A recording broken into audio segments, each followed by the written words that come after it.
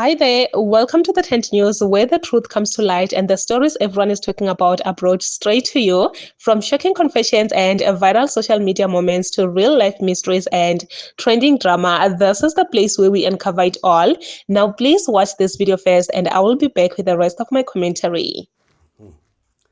Hayi ndiyimamele le nto yezi foreign nationals abantu aba-obsessed bamazigxotho beSouth Africa, and then ndijonge abantu abaphambili kule nto, la March and March nale Popeye uPhakelo Mthakathi together noNgizwe.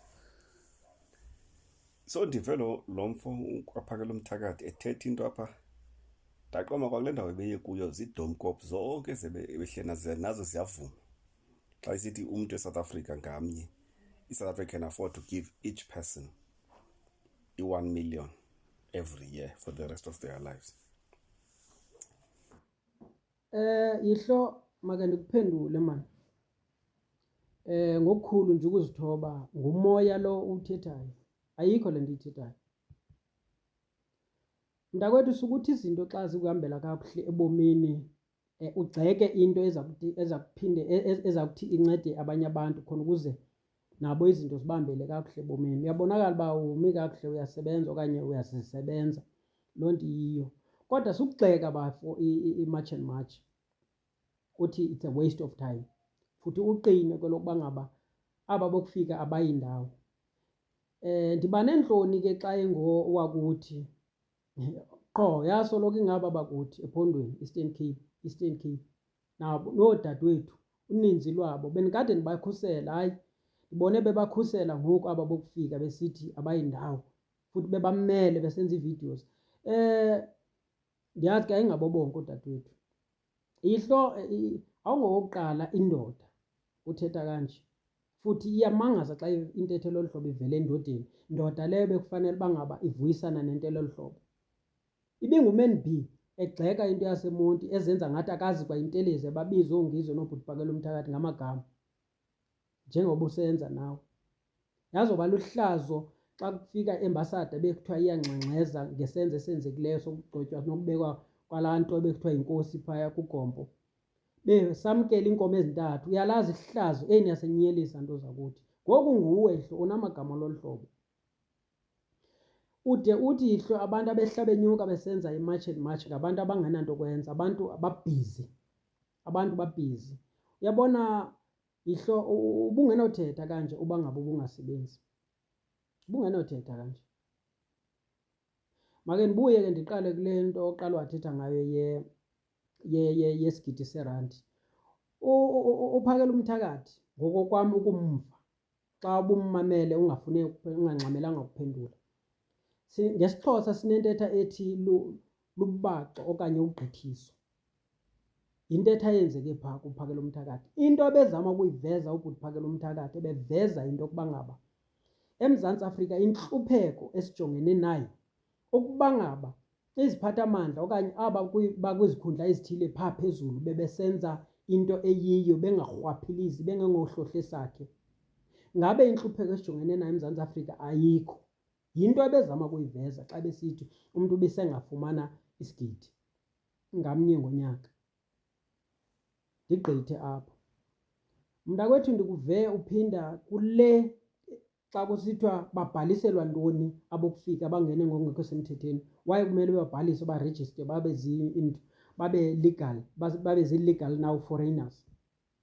Uyayigxeka naleyo into yoba ngaba waye ezogxeka loo nto leyo. Vele into ethetha uba kufanele bebhalisiwe. Inqwane entetha ke kaMalema nezinye ii-politicians ebezithetha loo nto leyo uba kubhaliswa abekufika abangekho semthethweni apha. Kwamanye amazwe Hlo ungena nje the moment befumanisa into yoba awufanelanga into yoba ulapha bakuthatha bakubuyisele ezweni lakho. Kodwa iSouth Africa nguwazithwala izono. Wonke umntu waseAfrika kumele eze apha. Uyabona uba ngaba kugcwele kunjani? Masenze umzekelo Hlo. Ngoku wena ungaziva njani xa sinosuka zonke neentsana zethu, sisuke sonke neentsana zethu singaba lapha e-Eastern Cape, sisuke size kowenu sizohlala kwenu? Ungayivuyela loo nto leyo? Qinisekile ngeke awunoyivumela. Yinto eyenzeka eSouth Africa leyo. So thina kumele kuthuleke kube ngathi akwenzekanga nto. Abantu abekumele bayayinqanda le nto abayinqandi, endaweni yaloo nto banqanda aba benza into erayithi, babafuna ukubabonisa umthetho ubusebenza kanjani. Umthetho lo bangawusebenzisiyo kwaba bokufika abangena ezweni lethu, bahambe abazotyala ii-drugs apha, benze i-human trafficking. Kunabantwana kudala benyamalala. Icrime yayivele ikhona kude kudala, kodwa ingekho kwizinga elikulo ngoku. Intswelangqesho ibivele ikhona, kodwa ingekho kwizinga elikulo ngoku.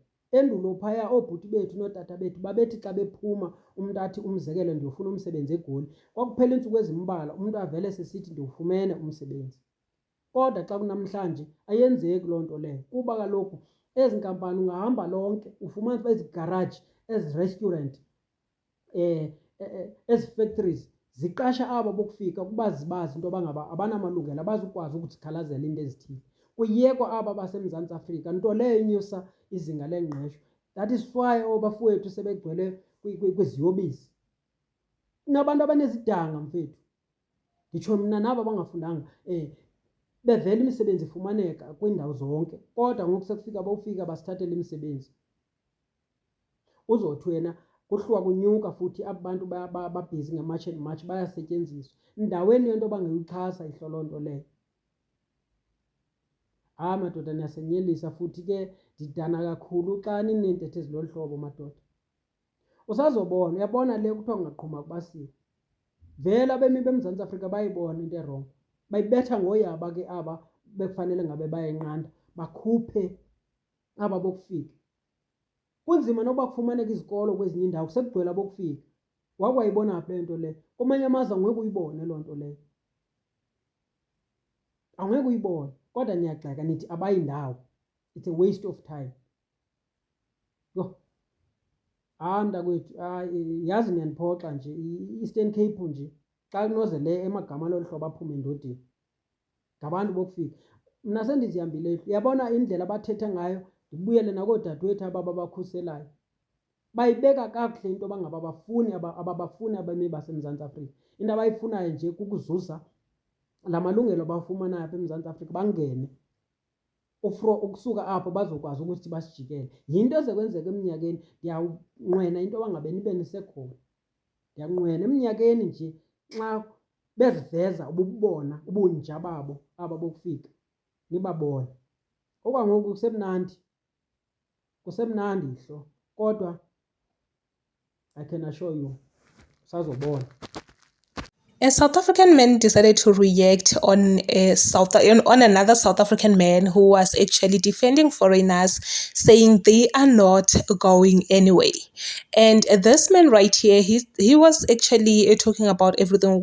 Okay, the one that is saying foreigners are not going anyway. It seems like he's doing well for himself, so obviously he thinks for himself. He does not consider other South Africans that are struggling, that are suffering, and it's a lot. And he also touched on something that is actually a problem. Yes, I've seen it on social media trending, and a lot is just going down about schools. There is no way that you will find out that in those foreign schools they will be full. Like, those foreign schools will be full to a point whereby kids are now struggling to get space, to get, in these schools, which is happening in South Africa. So what is the meaning of that? Like, guys, and you know what? At this point, I'm just sitting here asking myself, guys, how do we solve the problem? Yes, it is a problem. And then how does it get solved? Because everyone is just talking. We are just talking. Everyone is giving their own idea on how to solve the problem. But there is no solid solution to say, okay, let's do it like this. Let's do it like this. Because if we're just talking, no action, nothing. It's the same thing. But anyway, guys, please comment your thoughts down below in the comment section. What do you think about this video?